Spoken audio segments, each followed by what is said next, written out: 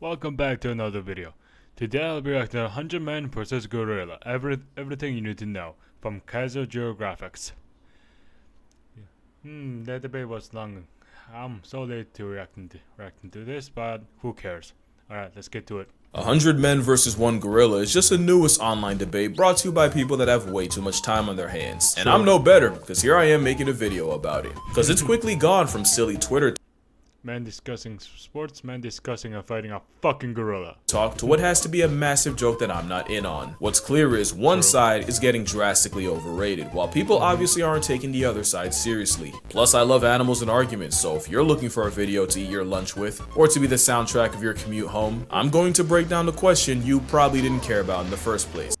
And now I care about it. Now I care about it now. By the end, you'll wonder how this was ever even a question. So here's the full truth of whether 100 unarmed men could beat one prime silverback gorilla. But first, we gotta understand what force of nature we're up against. Now, I do have a couple recent videos on gorillas, so to not repeat myself too much, I do might have to watch those. advise that you check those out for further context. But basically everything we thought about gorillas back in the day was wrong. They're giant, non-violent, fart-happy pacifists, and the most dangerous thing about them is they can misunderstand regular human actions as an act of war. So while if you smile at a silverback enough times, he eventually will put beats on you like a Cherokee drum, most times a gorilla is just worried about the 6,000 calories he eats a day. And every bodybuilder and strongman. Thank the stars for that. Gorillas are built like the developer had something to prove. They took the human model and said, drag to resize. The result is an alpha ape with a stronger bite force than a grizzly, allegedly, hands that can crush a crocodile's skull, allegedly, and just strength that we really have no way to truly comprehend. That man fully didn't plan to get casually ragdolled, but plans are always subject to change when you're around the prime ape. Gorillas might default to peace, but life is multiple choice. The question is, what kind of carnage comes when they choose violence? Ooh, that's gonna be scary to imagine, mate. That's gonna be scary to imagine. It's hard to imagine what a fully malice-motivated gorilla can do because it takes a lot for them to get to that point. The first phase of conflict involves using body language and gestures to send a message before hands even have to be thrown. Because for an animal that can spend over 12 hours a day eating, wasting calories on fights is poor resource management. The second phase of escalation usually involves pushing, grappling, and screaming in really short bursts. Gorillas fight the way they fuck. What I mean is, the phase they run are like how they're hung. Not long at all. Because again, most times gorillas don't actually want to fight. But what about when they do? Yeah, that would be phase 3, and that usually happens when 2 silverbacks throw down for control of a group. Losing such would mean losing the 3 F's: food, family, and the FCC won't let me finish, but stakes can make these fights to the death, and here's where we can see what gorillas are truly capable of. I found a research paper that detailed In humans and chimpanzees, most specific killing occurs during the collisionary intergroup conflict in the closely related genus Gorilla. Such behavior has not been described. We report 3 cases of multi-male, multi-female wild mountain gorillas, geographic groups attacking extra group males. The behavior was strikingly similar to reports in chimpanzee, but it was never observed in gorillas until after demographic changes left 25% of the population living in large social groups with multiple 2+ males. Resource and competition generally is considered a motivator of great apes, including humans, violate in the group conflicts, but mountain gorillas are not in territorial herbivores, with a low feeding competition, while adult male gorillas have defense sources. The injuries sustained in gorilla-on-gorilla fights, and based on that, you see a pattern. Those teeth are for more than just undressing trees, and losers are often found with lacerations and puncture wounds all over the body. And unlike a leopard, which leaves small puncture wounds, the canines of a gorilla cause large gaping tears in victims. Even if the gorilla's bite strength has been exaggerated, which we will get into, even lowballing them puts them at the level of a hyena. One gorilla named Inshuti had his foot completely crushed, with the tips of his fingers and ear bitten off. Gorillas also use their arms, not really to punch, but to use as battering rams, and they've also been known to pull chunks of hair out with their hands. So safe to say, a gorilla's stiff arm to the back would crack your constitution like a glow stick, and could dislocate or break human bones by accident. And with many victims also recorded with bite wounds to the face, you'd probably be able to unlock your iPhone from 20 feet away after a gorilla puts jaws on you. So what chance would an army of humans have against a 500-pound berserker? Well, hot take, gorillas have been drastically overrated in many ways. First as fighters, fighters. Gorillas aren't efficient fighters, they're more physical brawlers and grapplers, and with everything I've said, most fights last anywhere from a couple seconds to 1 to 2 minutes at the most. Also, as strong as gorillas are, their strength has been overrated. There are some animals that just get more and more OP the more people talk about them. Chimps have been said to have the strength of 8 men when really it's closer to 1.5. It's just that they're stronger in all the ways that can kill you. And grizzly bears are already big enough, but then you got people claiming they could decapitate a full-grown moose with one swipe.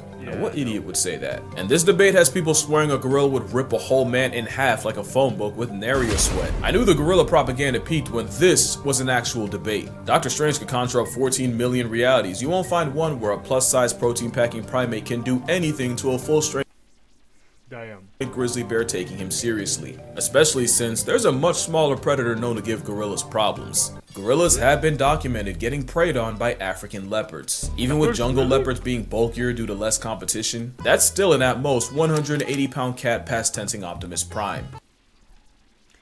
Jesus fucking Christ, gorillas are pussies. Now let me be fair, these are rare and leopards usually go for hoofed animals, wild pigs, and monkeys. Gorillas are actually too big and too social to be a regular on the grocery list, so it sounds like my whole point is trash. But that same paper listing gorilla on gorilla violence also showed the aftermath of leopard attacks. In those reports, all leopard victims took bite wounds to the head and most of the arms, with lacerations localized about the neck and claw marks on the trunk. So even though it is rare and a one-on-one between a silverback and a leopard might murk both, if a gorilla can struggle with less than 200 pounds of predator, a 900-pound duratio would give Harambe a bunkmate. Also, against 100 men, there are some very real issues that could be game over for the gorilla. The big one is endurance. Gorillas are dangerously close to being hot girl fit. They're best using explosive bursts of energy, not sustained strain over a long period of time, and a fight against 100 humans would likely last hours. Which is really bad considering compared to us, gorillas have poor temperature control.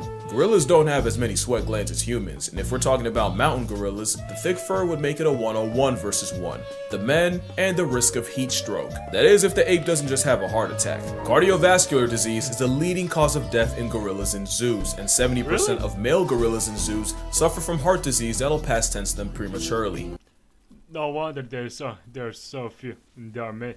I wonder there are so little gorillas. They're dying of heat stroke and not natural causes.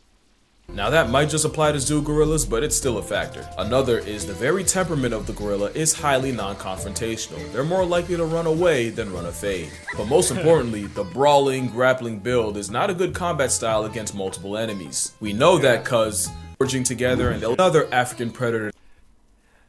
Wanna know something? I'm a brawler. I take punches and I punch back. Let me tell you, it is very painful and a bad strategy. So I guess the gorillas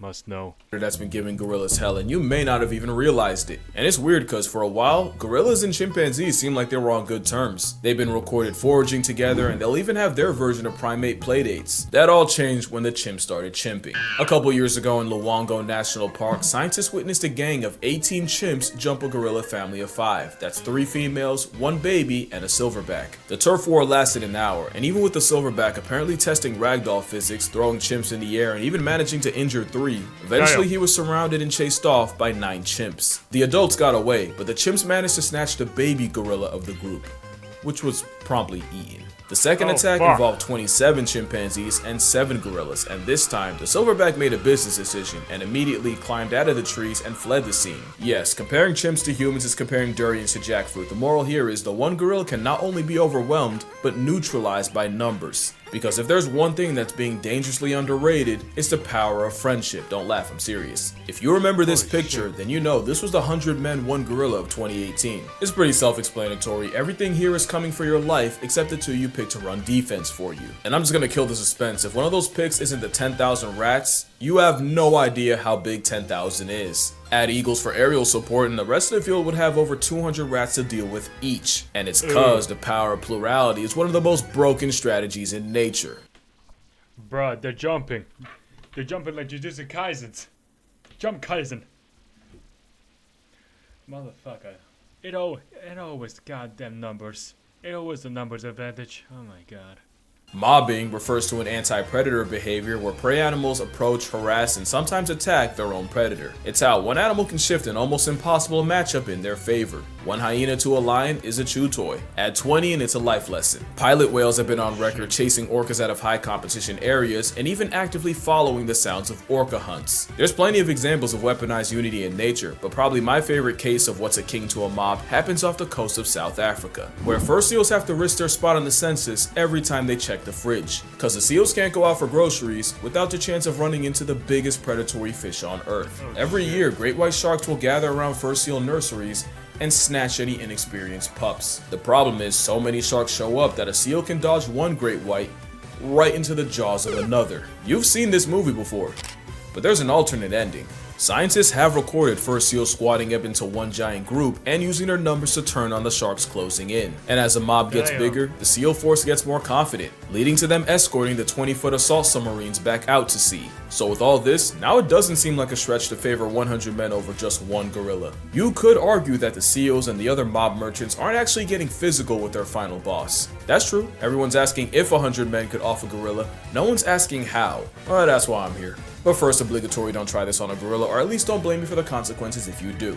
In a fight against a simian weighing a shack and a half, it's all about attacking the weak points, and a gorilla's weak points are the same as ours. Eyes, throat, mouth, and for measure, the jewels of the south. It's all about delivering damage that actually matters, and to do that, someone would have to perform the Draymond Green special and go for the eyes and blind him. Someone else would have to suffocate the supersized simian, either by bear hugging his windpipe, which only Tarzan backpacking plot armor can do, or by shoving your entire arm down his throat. And since you're already negotiating your arm elbow deep in esophagus, you'd also have to pull the gorilla's tongue out. I call that the leopard method, because a 73-year-old once soloed an attacking leopard by reaching into its mouth and ripping out the leopard's liquor. And speaking of grab and pull, someone would have to be elected to perform Draymond's final smash and go for the gorilla's unmentionables. Hey, don't judge, this is war. The rest would have to use their combined strength to pin the primate down, with the remainder delivering kicks to the gorilla's flank, the most powerful natural attack to the gorilla's most vulnerable area. That would probably be the best way to chip away at a gorilla. One problem though, this is still a gorilla we're talking about. Even with everything I said about their strength being overrated, a gorilla fighting for its life would show you destruction like you've never seen. Watch my SML reaction video, you will know.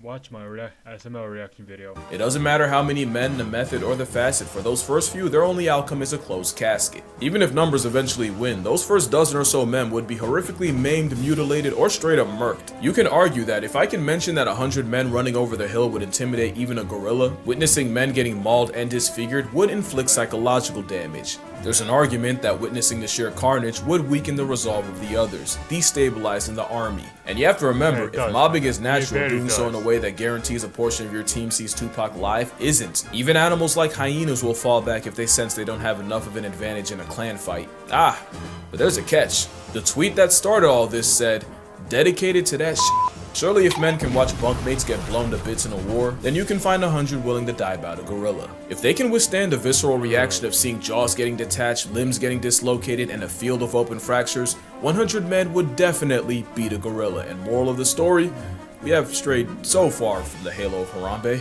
Yeah, this is the part where I do the annoying thing and turn a tweet made by someone who definitely wouldn't pass a P-test into a lecture. But like I said in the other video, gorillas have already been getting the middle finger from humanity, either in the wild or in zoos. Whether it's trophy hunting or bushmeat, habitat loss, or an unsupervised minor, humans have the highest KD ratio against our green machine cousins. Because a gorilla has never been on record life depriving a person, even when they may have had a reason. Yet the mountain gorilla is nearly in bed with extinction mostly because of humans.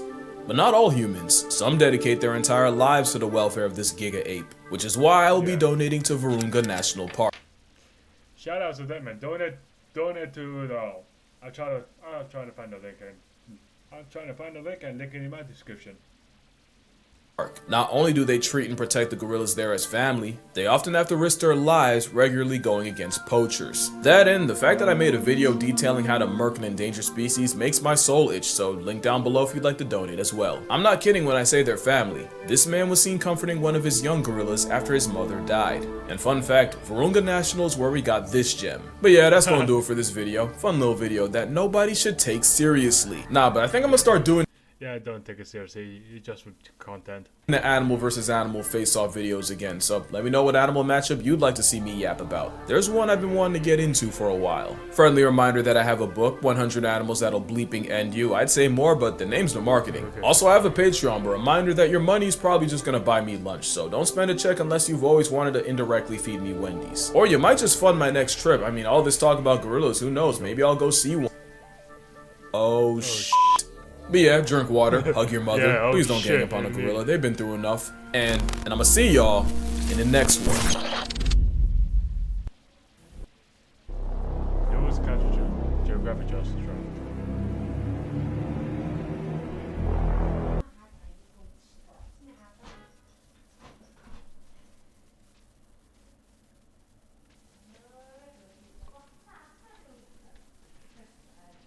Okay, if you enjoyed the video, please like and subscribe and help me reach 1,000 subscribers. And shout out to Culture Geographics. He makes amazing content of animals. Alright, see y'all later.